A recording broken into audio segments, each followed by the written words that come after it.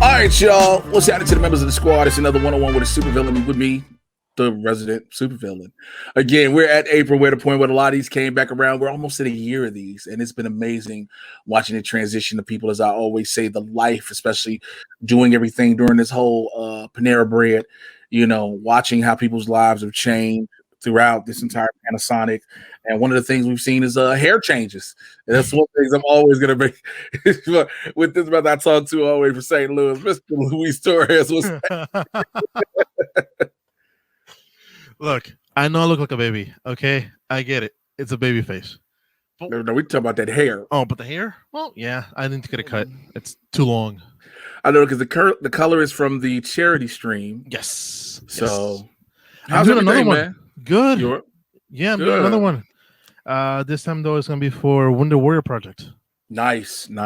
Yeah. I'm doing something different this time. I got in contact with them early on, and I'm hoping to have a couple of the leaders for their Twitch side of things to come and talk to me. So sort of have like almost like this, just a podcast about what they do, what their organization does, how they help their veterans, and a way of me saying thank you to veterans, because I become friends with a couple of Army veterans and I've come to talk to them, and they told me that the first time they ever heard thank you was 4 years, and now in the past 4 years, and that has been me saying thank you to them for their service. I'm like, wait. It's the first time they've heard thank you. Yes, because I'm not going to say who they are or whatever, but they told me that when they first got back, some people have spit on him. Some people have said, I wish my husband came back and not you. Somebody's little girl said, is my daddy coming back? And I'm like, damn. And like, it was because of him. And I talked to another friend of mine that reaffirmed, like, yeah, I'm gonna do it for our veterans who honestly get shed upon by just about everybody for whatever political views you have, for whatever religion views you may have, whether you think it's right or not, whatever. That's like the big umbrella of like the military. But the people that actively serve and actively protect and give the ultimate sacrifice of their lives for us. And the ones that come back, sometimes they get shit upon by everybody else. Well, the ones that came back from the Vietnam War, they were branded baby killer for the longest. Like, we're now hearing about the travesty of what that war was in itself. Right. But people who were talking, because it was whispers of what it was at first, and now now it's like almost openly known, right? But soldiers came back then, and they were like the thing I've seen. There's two different views on soldiers. Let's just be real. There's those who are like, well, more than two actually. There are those who are like, oh, you're going to serve your country. This is a great thing. There are others who are like, you're going to fight a war, an unnecessary war. Or there are those who are like, you're going to impede on someone's land that didn't ask for you. And it depends on how you look at the reason troops are certain places, because especially like one of the biggest discussions, even when it comes, like you said earlier, regardless of political affiliation, is when you see the military going in places and saying, we're going to bring democracy here. It's like, who are we to push our belief on someone? And so it's messed up. And again, we were just talking about this on Blurs about spitting on people, and somebody literally sent the Streamlab in, and they said wrestlers do it. And the thing I think with wrestlers is they understand the heat it gets, and we have the respect and understand why you're doing it. It's disgusting, but we understand why, because it'll get everything over. But it's a whole. I don't know if I could see a soldier and just. Right. But to me, it's like I don't care that they're soldiers. To me, they're just people coming back after having to witness or having to do things just to survive, just to come back, right? And to me, those are people that I want to say thank you to. I've learned more from like the culture of how you should say thank you to them, but still, the fact that a lot of people disrespect them just because there are soldiers, because they had more courage than I ever will, and to go and do something that I will never have the courage to. and yet get spitted upon when they come back. It baffles my mind to me, right? Especially here in the United States, where it's America, land of the patriots and the warriors and the soldiers, and then you treat them like that, and that's how you treat them when they come back. You see my face? You see my face? Exactly. Because Exactly. this, let me tell you something. That whole this is America and we're all about the troops and all that only goes as far as what color the troops are, and again, unfortunately, what political affiliation the troops are. That's because we just saw it with the military officer in Virginia who was, harassed by the police officer before, and they was like, well, he had a gun in the car. It's legal in Virginia. What are you talking about? Like, again, it was showing how the police are out of control, and it was like, but wait, this is a troop. You're all support the troops. So where's the support the troops crowd? And so it really, you know what? It's those who have military families and military family members and friends. Those are the ones I will closely see more trying to understand, because again, they don't want, because it's a risk. Like if you're in the military and you get deployed, like there's a risk. Unfortunately, you never come back. It's an unfortunate risk. It's almost, you never want that to happen. It's the same thing with being a police officer or a fireman. You don't want that to happen. You always want that person who does their job to be able to do their job, come home to their family, friends, or just come home in general. And when you hear people who are like you said, the ultimate sacrifice, and you hear how many have lost their lives off of BS in many instances overseas, it's yeah. So it is that inspired me to say, hey, I'm able to do all this on the backs of a lot of people who have given their lives and still do in the military, who I'm able to say what I can say because of them, who I'm able to express whatever creativity, however I want to say it, whether Twitter, internet, whatever, because of them. So I want to give back to them, even if it's just a couple of bucks back to them. So I'm doing the charity stream for them on the weekend of my birthday.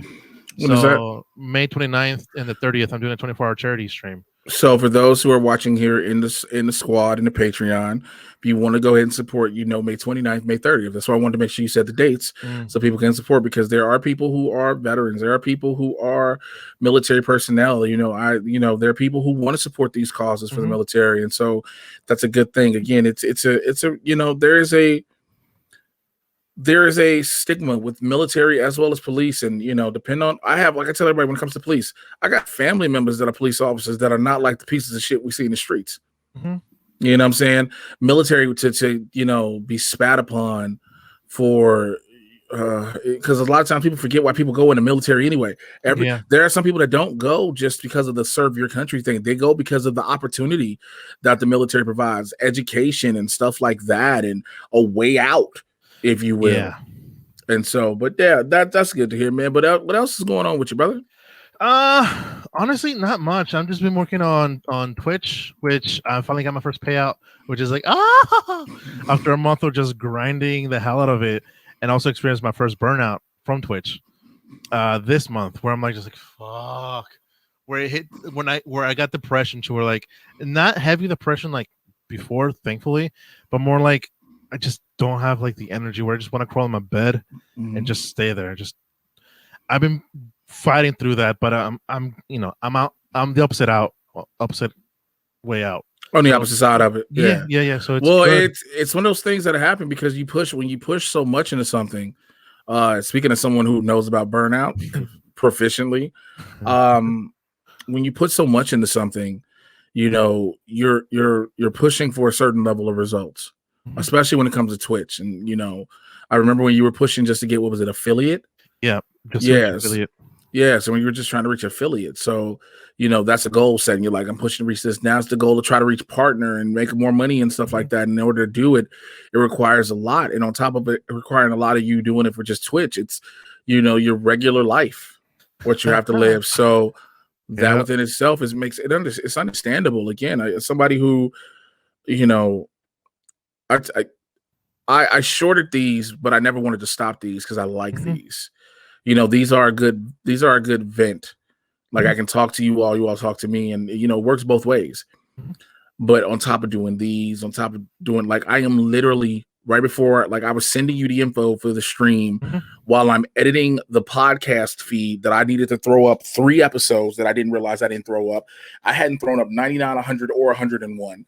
So I had to throw all 3 of those up. I have to book this thing for a photo shoot to do for Blurds and Talk Blurdy to me, and I'm trying to do all this other stuff. And I just had to turn in some voiceover audition. And I say all that to say is the burnout is real, but it's when you're pushing. Because there's some people who are just burnt out on life, and I get it. But then there's a career burnout as well, because you're like, when you feel that burnout with your career, you're like, fuck, I don't want to do anything, but I know I need to. Yeah. I don't know. It was an experience to me because I never experienced it before, right? Because I was just used to the grind and just get to work. You got to do it. You got to do it. You got to push yourself to get more people in streams, to maintain people in the stream. I don't care about people giving me money. That's just like the cherry on top of a fantastic ice cream, right? That just I don't need that. It's much appreciated, and I love it, and it breaks my heart every time in a good way. And it breaks my mind every time somebody subscribes or donates in money. I'm like, what? Because I don't think I'm good enough, right? But I grind to get more hours, to get more people in the streams, to maintain people in streams. And that was the first time I'm like, fuck. Like it hit me like, damn. Yeah, it's understandable. You know what? I feel the same way with Blurds, if I may. So we do stream labs with Blurds. And if you ever notice, one of the things both Winston and I will say consistently is you don't have to. We get it. That's why the first Blurds of the month, the first week of Blurds of the month, we're like, we'll say it. That's it. You don't have to. Whatever. It is what it is. Because we understand people got other things. So when people decide to, we're grateful for it. Our goal is, when we're on air, is to give a good show, to do a great talk, commentary, comedy show thing for an hour and some change, which needs to be constrained to 1 hour, which we'll eventually learn how to do that somehow, some way. we need a producer, somebody telling us, you got to move the fuck on for stuff. But because we're our own producers, and by that just spells disaster. Yeah. But when you have these things that happen, when you have people who want to show support and who want to help you build, no matter how the awe moment is, like, damn, they really do. It's more so for us, and I don't know about you, we're happy with that, but we're also like, that means we're doing something good enough where people want to support us in that regard. And so I say, look at it like that. I get the shock, and it's like, damn, people do, but it's like people are enjoying what you're giving them. And it took me a while to understand Twitch, because, my kids, both my kids love Twitch and YouTube. And my kids my daughter likes watching the Onyx Kids and the whole thing, but my son used to watch people playing video games, and I was like, like when you if you get into YouTube and you're watching somebody making videos, or you're watching somebody talk about something, or doing what we do with Blurds, et cetera, or reviews, I get that. Sure. But when you just like, I never had understood people who just wanted to watch people play video games. It was something but the fact that there is an audience for that, and people support that audience. See, here's how I see it, and this is how I explain it. We grew up watching people play sports on TV every day on Sunday. There's a day specifically for sports, Football Sunday. Yeah, people watch it and don't question it. It's the same thing with people watching and seeing people play games on stream. It's the same thing with that. And also there's also the community side of people chatting on the side and just talking. Because if you have, especially for big streamers, if they have like 1,000, let's say 100 people on stream commenting, you can't catch all of it. You catch a couple of stuff here and there, but that's mostly for the people watching that are there live with you, talking to each other, being part of that community, making each other laugh, talking to each other, saying, "Oh my god, I can't believe he did that." Like watching your best friend play a game, and you're just trashing them because how bad they're doing or how good they're doing. It's the same thing. It's that part of the community that I want. I love that. The comparison you just gave is something I honestly never would have thought about. I never would have looked at it as the whole, you watch people play sports all the time just to watch them. And I think that's why we started calling, that's why they started becoming esports, because that's what it is. Electronic sports people are watching. And again, as long as you're building that community and you're, at the end of the day, and again, this is probably me should be preaching to my damn self. You're gonna get burned out because you're gonna put your, if you really want to do something, you're gonna get burnt out because you're gonna put your all into it. And you're gonna be like, how much more do I have to give? That's just a given. That's just a given with whatever you do. If you really want to do something, it's a matter of trying to find the balance. And I say that to everybody when people are like, are you talking? I'm like, yeah. Because I feel like I don't see that many people with that much on their plate in comparison to me. Because I make my plate. The Rock. He's the only other person I know, and him and Kevin Hart are the reason why I work as hard as I work. Because I understand, because in order to achieve the level of success and financial comfortability and your family's comfortability that they've reached, they've had to work like that. Yeah. And so I respect that. And so I emulate that.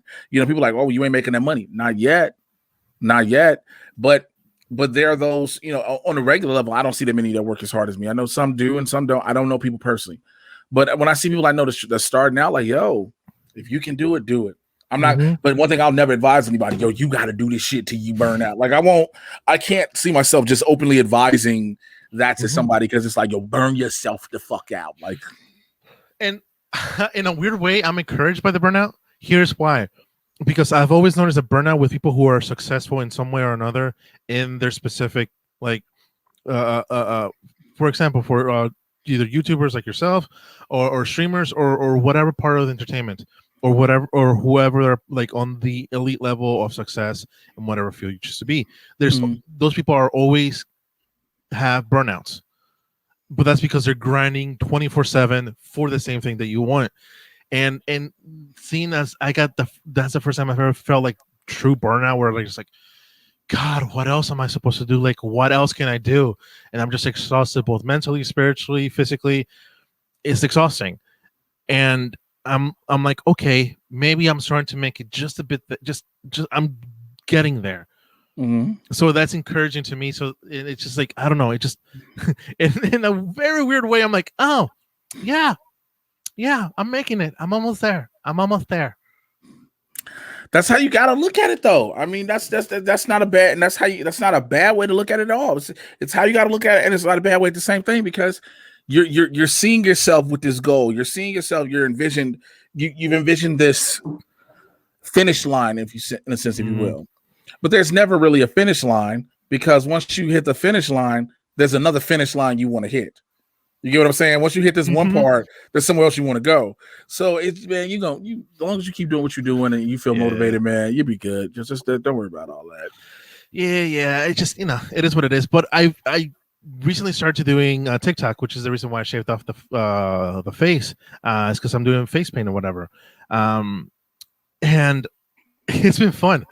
I've always wanted to have like a creative outlet aside from this, to where like I just can be like whatever I wanted to be. Because growing up, you know how it was back in the day, where you either called gay, you were made fun of, you were beat up, bullied, whatever, for just thinking differently, thinking something that a boy should not be doing with. A boy should not play with makeup, or a boy should not be acting this way or another. And I've never been able to do that because of that, right? Until now, and it's just been fun. I've just been having a lot of fun doing stupid little TikTok videos. Nice. It's just like they're just, I don't know. I've been having a lot of fun with them, and I think I got my first video to 2,000 some hundred, almost 3,000 views in like less than 3 days. Nice. Only one video, but still, like I never pictured that. Like, oh, people actually like my shit. The fuck? Wait. That's how it is. You be like, oh, you're paying attention to me. Oh, bet. But again, as long as that's happening, and as long as at the end of the day, I think because the way times have changed, the evolution, if you will, of society for the most part, because of course we know society hasn't fully evolved. If it's making you happy, if it's something you get to have this outlet and it ain't hurting nobody, shit, go for it. Go for it. Like if you can sit there and play makeup and do what you want to do with your face, and you are feeling creative and you're feeling expressive. And when you do it, you're first and foremost, you're doing it for you. But then you start to see people enjoy it, and you want to keep giving them something of enjoyment. There's absolutely nothing wrong with that. Yeah, I know. I've just been having fun with it. It's just been really, really fun. Good, man. Glad to hear that. I'm very glad to hear that. Other than that, I just been chilling, watching Falcon and Winter Soldier. Oh, wait! Excuse me. I'm sorry. Long day already. Hey Jay, we're excited to have you participate. Blah blah blah blah blah. That's a guest list. Screening event. Okay, cool. I gotta be on Zoom at 7:40. Okay, afterwards. Cool. I'm doing an after party thing for the premiere the after party for the premiere of the Michael B. Jordan thing that they're doing. So they just sent me the link to it. Like when I said long day, like it's been such a Thursdays are generally because again I got blurs, but it was this blurs again. I had auditions, I had to do all this other shit, and it's been a good busy. It's been a good busy. Like when I was literally sitting there typing in the Patreon earlier, was like, yo, hey, just letting y'all know I have everybody's one-on-ones that I hit up that because like everybody didn't do it this month because like one had to reschedule because they had a family thing, another I didn't get in touch with the person. So it's just like I tried, I reached out. My bad. I've been busy this month. I just literally almost forgot about that. But that's okay. I mean, again, it's like I will reach out, I'll do my part. And again, people are busy, they're busy. But it was like, I was like, yo, I got them done. They're all edited. I just got to upload them into the damn Patreon. But it was like, as soon as I was typing that, I got an email about something from College Humor that I wanted to do. Ask College Humor, do I want to do something again? I was like, I got to hit them back. I supposed to did a show tomorrow, a stand-up show tomorrow in Riverside, a live stand-up show stream. But they emailed me, was like, they're going to push it to the 22nd. Can I do it? I got to check my calendar to see if I can do it. Because they want to, it's like I'm gonna have to talk to them about the time and pay because whatever. But it's just it's just a matter of trying to balance out everything. And so I get it saying busy, man. Listen, busy's good. Busy's good. But yeah, you were saying the final. I think everybody cried in the same place that everybody should have cried. When Sam was talking to Isaiah or thank you, Isaiah. That scene when he was just talking to Isaiah in the living room, I was like, my God. And then they went to the museum and you saw Bradley's statue. I'm like, oh fuck. Because I think I told you this before. Maybe I know I told you this to my friends that Disney has so far with Falcon and Winter Soldier, they've done a fantastic job of not backing away from the social construct. That's the reality of what a superhero will be if they were actually living in the United States. That's not Marvel Studios. That's Marvel Studios and Disney, yes, but it's the writer Malcolm Spellman. That's Malcolm Spellman. Because again, if you're gonna go because the thing is, if you're gonna go the Falcon Winter Soldier route in general, you have to go. If you're going to do the story of the Black Captain America, which in the comics, people caught hell about it. People was bitching in real life about it. You got to talk the Isaiah Bradley story because a lot of people were like, if they're going to do this, I think before the episodes even premiered, everybody was like, if they're going to do this, it's got to have Isaiah or Elijah, preferably Isaiah because he's the first. So, yeah. And I love that too because a lot of people learned who Isaiah was. They got introduced to Isaiah and his story and some of the realistic crap that the Black African American soldiers went through. In Vietnam. Not even just Vietnam. When he talked about the Tuskegee experiment, talking about the red tails, when he talked about how God, the soldiers were going overseas, no worries. Soldiers were going overseas, giving their lives and fighting for their country to come back home and have crosses burned in their front lawns. Like that shit was real. Yes. Like that's not a made up story. That's not beating you over the head with something. That's just telling you the truth that you don't want to fucking hear. And I loved every minute of it because I felt like this has become out of all of the Marvel the MCU properties. It has become my fourth favorite out of all of them, even including movies or whatever. Because to me, top tier for me always has been and will be Winter Soldier. that just top excellence of a well-told Captain America story. Then tied with second and third place is Endgame and Infinity War. They trade back and forth, obviously. Okay. And then a fourth place is this Falcon and Winter Soldier, which is like, I wish they would have told the story and they weren't afraid of telling the story of the pandemic side that they were going to tell. And we saw a lot of re-edits in the show. Yeah, but you can't tell a story about a pandemic when a real one's going on. Again, I wish they would have like just said, "F it, let's do it." But with what we got, I still love, because there was a great story there of Sam accepting the responsibilities of what that shield meant. Well, that was going to happen regardless. That was a story regardless. The pandemic part was, they probably would have gone through with it if the pandemic had been under control. If it had been under control, they would have gone through. When you have a country who at the time had its leadership is letting it go. Look, here's the funniest shit. Other countries over the past year were superseding America to an extent in advancement, right? Because of what was at the top. Let's just call it for what it is. You change administrations.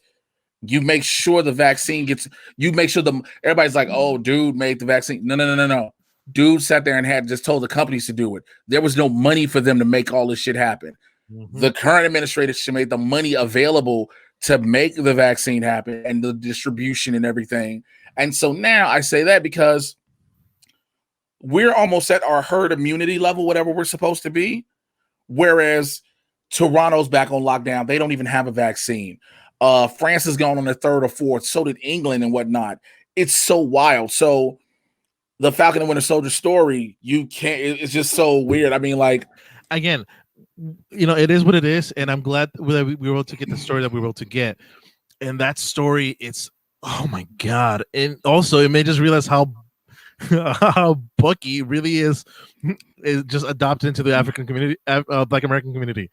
I've been on TikTok, and I mean, he was invited to the cookout, and he was invited to the cookout in Wakanda, and then he got invited to the cookout in Louisiana. Everybody was like, "Yeah, well, that was his cookout. That was his cookout. There's no such thing. Don't do that. Don't do that. That's not his cookout. No, don't do that. I'm not accepting that. No, we're not doing that. There's no such thing as his cookout. We're not going to have him. Fair enough. But how did he get there and color people time? Tell me that. There's no such thing. You don't get to say that. You don't get to say that. I get to that because Latinos can say that a lot. That's black people. There's a line we're going to keep here. He got to the cookout that they decided to have because, again, it was about helping the Wilson family out. So the community, Sam's community, was about helping the Wilson family out, and of course Bucky, being there to help out, and him accepting the fact that him and Sam are partners, even though they would never say it directly. Oh no. We're coworkers. Yeah, we cool. And on the side, like, when I go to a baseball game, sure, let's go.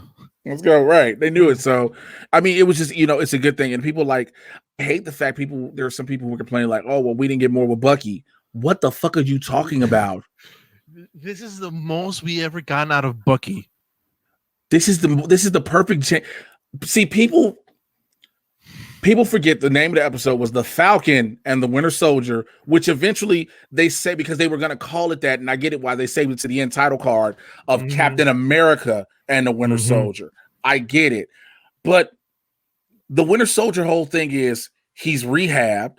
The shit is gone from his head because we know Wakanda did that. Wakanda gave him a new arm. He helped save everything, but he still has to come to terms with who he is as what he's done. And we saw that the whole fucking series with him.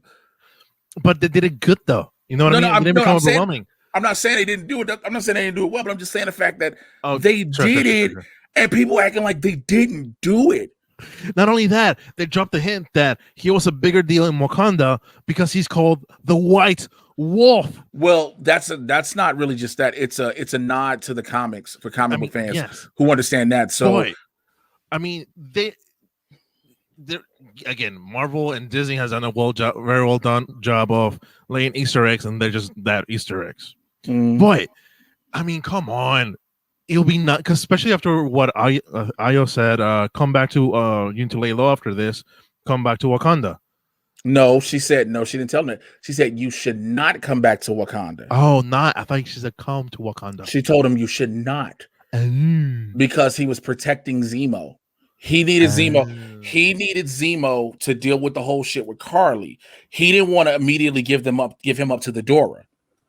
And so because of that, the Dora reports back. And so that looks bad. So she said, stay away from Wakanda for a while, White Wolf. Got it. But again, still, don't tell me you don't want to see a White Wolf storyline based with Bucky in Wakanda. No, I don't. I do. I don't, because of who White Wolf is in the comic books. I don't. It actually made me go back to reading the comic books of the when they introduced White Wolf. The White Wolf, the team that T'Chaka had, all that. But I don't, because that's what Falcon and Winter Soldier is for. The Wakanda Forever series is what the Dora and what the Wakanda is going to do. So that's that. So I don't need that into that. I don't need that. Okay, he's the White Wolf. We know what that, again, the name. One of the things I think people have to get is Marvel has done with these shows. Just we're 2 in and we're about to go to the 3rd. They give you more comic book lore and Easter eggs than the movies they'll give you, because they got a bigger time to expand. Now, a lot of stuff they'll give you from the comics though is for you to go and visit and check out on your own. So, like for instance, what the fuck was dude's name that Sam was supposed to be? He was the shit. What is this? Crimson? What the fuck was his name? Because it's gonna eat me up now. I gotta figure. Power Broker, Easter eggs. Because it's gonna irk my brain because I know it. Power Broker, MCU, Easter eggs.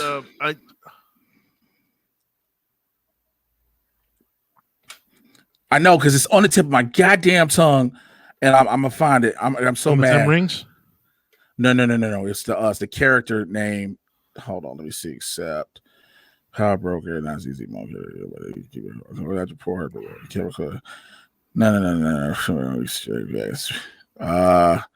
No, I don't want this. Stop pop-ups. No. What the fuck is that dude's name? It's gonna. I'll find it later. But there was a dude that Sam was supposed to be. That I know what you're talking about. The warlord. Yeah. See what I'm saying? Yeah. Whoever's watching this, they're like, they've been to say the name by now. We know it. We know it. They've been to say the name by now. But okay, yeah. Who are you talking about?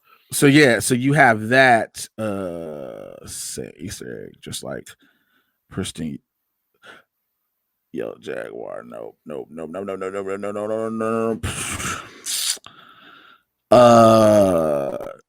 Fuck it, I'll figure it out.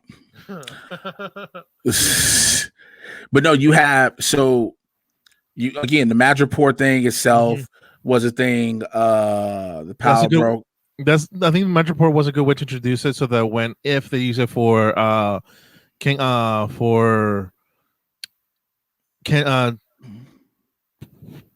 if they decide to use whatever, for Shang-Chi, yeah, the city is there. Yeah, the city's already been made if they use it for there.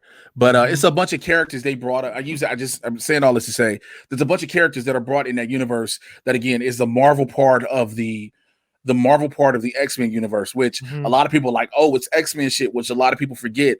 The rule that Fox had, because Fox didn't want to get back, Marvel been wanting back the X-Men. They've been wanting back the X-Men. Fox was like, no. So Marvel had told them, okay, you can keep the characters. You can't use any of the stories.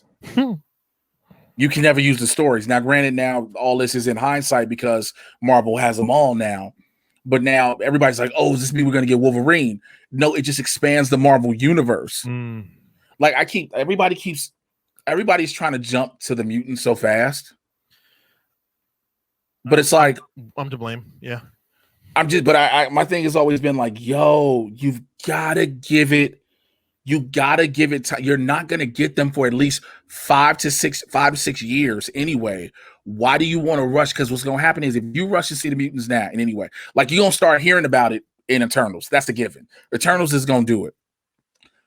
After that, once you hear it, you gotta let it play out, because now what you're not doing is you're not being fair to any of the other properties that are coming out. Yeah. Because now you want the mutants in every single thing, and it's like they have the story laid out. I don't know. Again, it has been. I love WandaVision because that's a great story of grief and how to get over that grief and what comes after grief. I love it. It's just a fantastic story. Captain Winter Soldier, yes.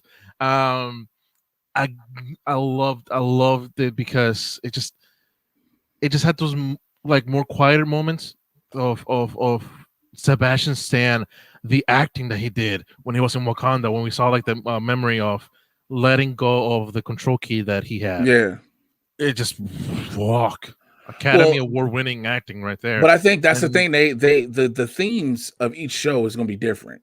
That's why kind of, to me, like, it's one of the things for me. This is just me personally. When I hear people comparing them, I'm like, yo, they're different types. They're different things. Don't do that. Yeah. Like, I feel like you can like one more than, whatever, but don't compare them. Because again, Wanda's grief of what's happening with that, and while you got Sam and Bucky dealing with what they deal with, then you about to have Loki dealing with the Time Variant Association because of all the shit that's changed through history because of the snap. Then you got, Miss Marvel having to deal with her being an Inhuman. They're all going to be different. Then you're going to get Moon Knight, where it's a dude that's batshit crazy. Oh, that's gonna be fantastic! It's just, but you get what I'm saying? Yeah. You know what I'm saying? They're all different. Oh, and that's the beautiful thing about them. Yeah, and that's the beautiful thing. I finally love that they finally were able to crack the TV show aspect. I love not necessarily crack it, but having Disney Plus help. There, yes, having this because you had an outlet to do it. Because you had an outlet to do it. Now they're able to tell more stories that are still part of the big, like, over story through, but still tell individual stories. Yeah. For specific characters that you couldn't before. Well, that was a risk to do. Well, we thought. Well, I think because initially, before Marvel Television and Jeff Loeb decided to be a dick at the time, everything that was Marvel TV was supposed to be connected initially. Remember the Defenders, when Daredevil first starts out, Daredevil talks about the incident in New York, which is the Avengers. When you see Luke Cage with Jessica Jones for the first time, she talks about the big dude with the hammer and the big green guy and his friends. So they're talking about. So you're like, okay, this is the smaller level of what the overall main thing was. So then because I've always said this, Agents of S.H.I.E.L.D. was supposed to have been that, but that's when Jeff Loeb was like, nah, we're not gonna do that. Yep. All right, cool. You still got Phil Coulson. We all just gonna hold on to glory with that.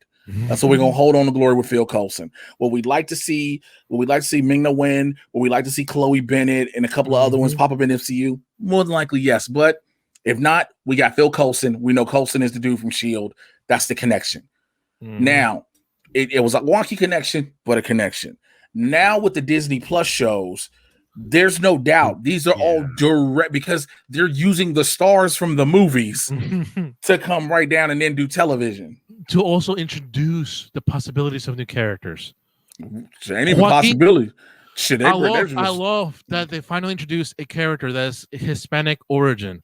You talking about Torres? Joaquin Torres. Yep. That is not a slapstick comedy. That is not your stereotypical abusive Latin dude with a thick accent or whatever. That he's just a military man who is incredibly smart. Who's supposed to be? I'm surprised they didn't give him a suit.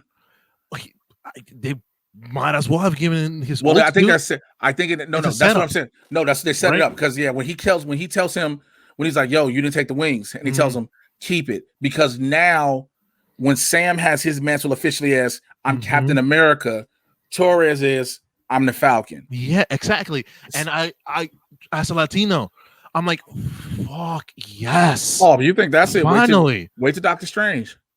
Because you're about to get America Chavez. I know, but but to see it though, no, you know what I mean? Mm-hmm. It's just like, oh my, you better than I do.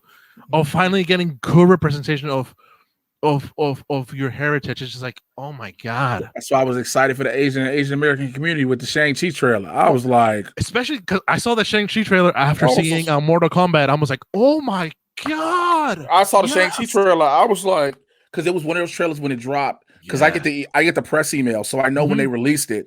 So I was like, I hadn't seen it, and I think I was busy, and I was like, I have to stay away from I went to the gym. I was like, I'm on Twitter like during the sets, and I'm like, nope, let me put this, nope, and because I wanted to go into it with fresh eyes, and I was like, oh shit, yes. I'm like, oh my god, yes. Finally, like getting a good representation, like how just fuck. Well, I think because again, we're in this day and age now where you know better, so you do better. I mean, you hope. Well, I mean, you would hope, but this is what we're seeing. I get it. You hope, and you would think, because there are many instances where we're like, you fucking know better. There's been many instances where we're like, you fucking know better, then do better. But we have it in this situation where it's you know better, you do better, and you're like, you know better, you do better. And we're seeing that play out. And so now, but people always gave Kevin Feige shit and was like, we don't see enough representation. And again, I have to play quote unquote devil's advocate because he was always like, just trust me on this. Yeah. He told her, he openly was like, trust me on this. It's coming. And everybody thought was like, oh, he just saying something. And you can't just coming and just all of a sudden say, well, make Falcon and Winter Soldier talk about all these societal issues or all these other different things, and make WandaVision talk about grief and mental health and all this other shit. And then it's just like you just all of a sudden change scripts. You did it, and then it happened, and you're like, okay. Especially because he knew about it. He had to approve it years in advance. He had to prove it when they make the story. I'm so glad. And also the Mortal Kombat, finally a good game movie. I'm a fan of it. I'm a fan of it. Oh my god. Cheesy where it needed to be cheesy. Yes. But it was good. This is my thing. I need if I tell anybody this, and I'm gonna start I've been meaning to say this, and we got to wrap it up because I got to get ready for this fucking thing. I'm just gonna switch shirts because I'm like, I'm not gonna do too much. The thing is, if you are one of those people that liked Venom, you can't say shit about Mortal Kombat. You can't say, because Venom is 90s cheese and everything. And you're just like, okay. And then you have, and you talk about just people who don't exist, but then you have Mortal Kombat, people like, well, Cole Young made no sense. The game adds motherfuckers consistently. Not only that, it's a game. Originally, the first one was an arcade game that had no story. The only thing you did was two fighters. That's it. They had to they've made a storyline for this over the years. And then people are like, well, why did they do all this? Because they weren't going to get the money for it. Well, a video game budget and a movie budget are different. Not only that, though, it was they didn't take itself seriously. And for what it was, oh my god, man, it was well done. I loved it. And then immediately after I watched Shang-Chi trailer, which is like, oh my god. I bet. But listen, we got to get ready because I got to get ready for this. Make sure you remind people again about the charity stream, everything you're doing. Do that. Yeah. So May 29th and May 30th from 10 a.m. to 10 a.m. 10 a.m. CST time to 10 a.m. CST time. I will be doing a 24-hour charity stream that I will put on when I have it ready to go, a Tifly link to where you can go donate. It's going to be open from May 29th all the way to the end of June. And when that's done, whatever money we are able to get is what we got. And we will send it to Wonder Warrior Project, a very special organization that has a very close place in my heart. And I just want to say thank you to all the military servicemen who have come back and given a great service to us all. And that's what that charity stream will be about. And for them, and will be for them. Find me anywhere on TikTok, Twitch, Twitter, by LTKing93. Just, I'm there. And always, y'all already know, Twitter, Instagram, where I am, everywhere. I'm so, again, the evolution of what you're hearing from a year from now, how you hear him being so creative and being free and doing what he does. That's the reason I love these and the reason I keep doing these. I'll holler at y'all next time. Till then, take care. I'm gone. Bye.